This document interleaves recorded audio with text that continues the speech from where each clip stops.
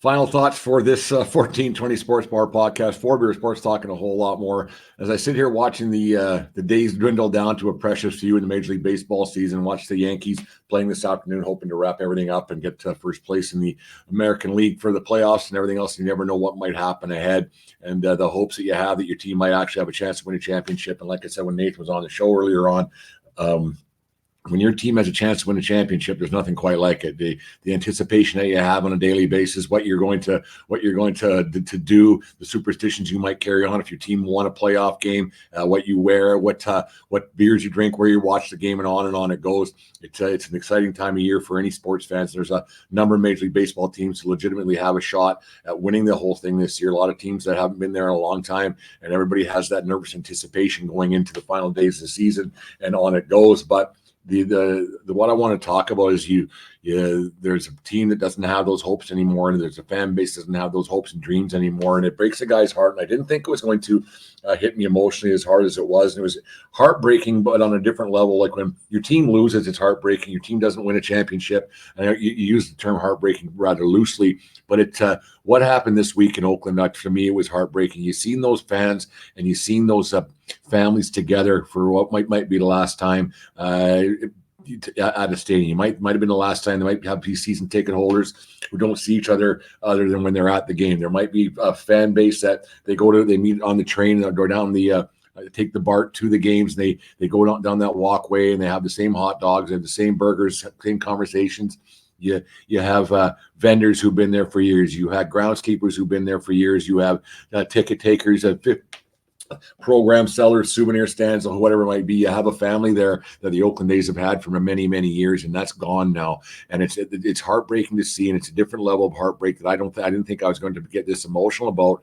But as a Yankee fan, I probably never have to feel what the Oakland A's fans were feeling on Wednesday night, Thursday afternoon, and throughout the last few years, and then for the reality of it to hit home as it did for those fans, it's devastating for those fans that they're never going to have.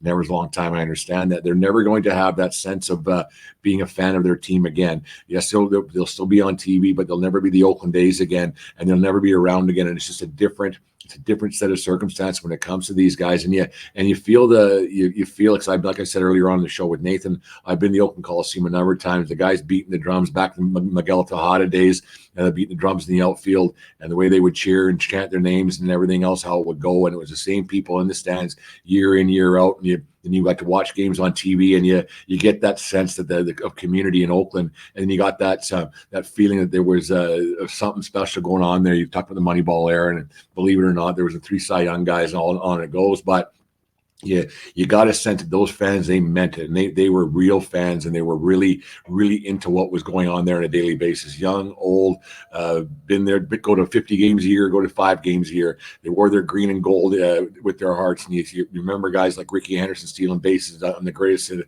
ever live, and when he's sitting at third base breaking the records, and it's absolutely devastating that a fan base had this ripped out of their hands by a simple word: greed. They had something that they're holding near and dear to their heart, and they're always trying to build something. And even though they didn't have the greatest record over the years, and they're one of the only, I think there's 3 teams in Major League history to have a 2,000 wins and plus 2,000 losses in a stadium. And so it just goes to show how long they've been there in Oakland. And it's just it's hard to believe that the Oakland A's aren't going to be around anymore. And it's hard to believe that the Oakland A's all the memories will still be there, and you'll be able to watch on YouTube and have the memories that you had, but it won't be the same. It won't be called the Oakland Athletics. It won't be called the Sacramento Athletics for 3 years.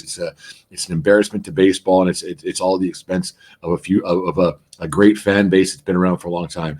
We're the fans always going to games all the time? No. Were the fans always as attentive as they should have been? Probably not. But there was always a fan base that if the team was winning, they would go. And I've said it before, and I'll say it again: nobody pays money to see their team lose. And that's what happened with the Oakland A's. And the A's owner got what he wanted. He could have signed a deal. He could have had something done, and he just decided not to. And it's heartbreaking that greed, it should be a 4-letter word, greed, instead of a 5-letter word. That greed got the best of Major League Baseball. It got the best of the ownership group. It got the best of everybody.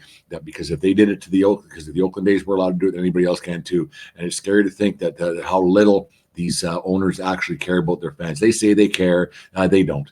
They really don't. The bottom line is all important. Yeah, we all like making a few bucks, but at what expense could you you could have sold the team, and they could have had a long history with somebody else at the helm. Fisher's an ass, and I'm not good. I was going to try to stay so swearless out of this final thoughts, but it's too bad that it happened. As I sit here watching the New York Yankees try to win another World Series, I have tomorrow. I have hope. I have dreams. I have nervous anticipation already. Who's going to take Nestor Cortez's spot in the lineup? Is Judge going to get maybe to 60? He's at 58 home runs. I have to today and tomorrow, and then a playoff run hopefully on the horizon.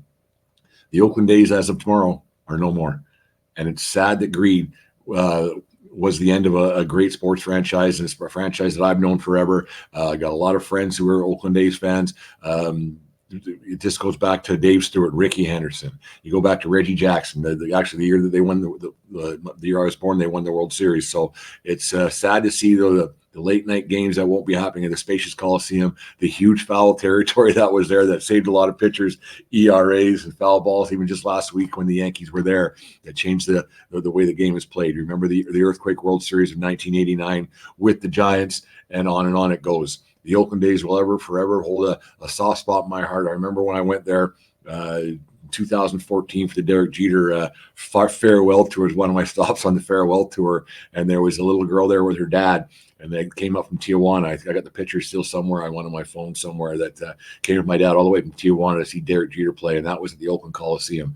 So, and that's just one memory that I have. There are people that have memories there that'll last a lifetime, but there's also memories that didn't get to be shared with generations of people, whether it be what it could have been at the Coliseum or a different venue in Oakland. Hopefully somebody comes to their senses. Hopefully they bring the A's back to Oakland, bring naming rights and everything else, so it won't be the same. It's like I said with Nathan earlier on, once you break up with your girlfriend, that should be it. Getting back together, it very rarely works out. Anyways, as I've always said, it doesn't matter where you are, it's who you're with. The Oakland A's fans, they really showed that a lot, and hopefully they can find a new team to cheer for and have the same passion that they've had for all these years, because it was a special fan base. It was a special group. Anyways, there's my final thoughts for the 1420 Sports Bar podcast. 4 Beer Sports talking a whole lot more. Take care of each other. More importantly, take care of yourself and year round. Keep your stick on the ice. I don't want to see Jim swing at high pitches. We'll talk to you guys on Monday night.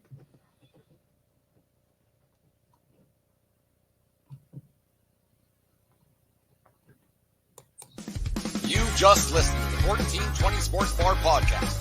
4 Beer with Sports talking a whole lot more. We are part of the Belly Up Media Network. Let's get into it.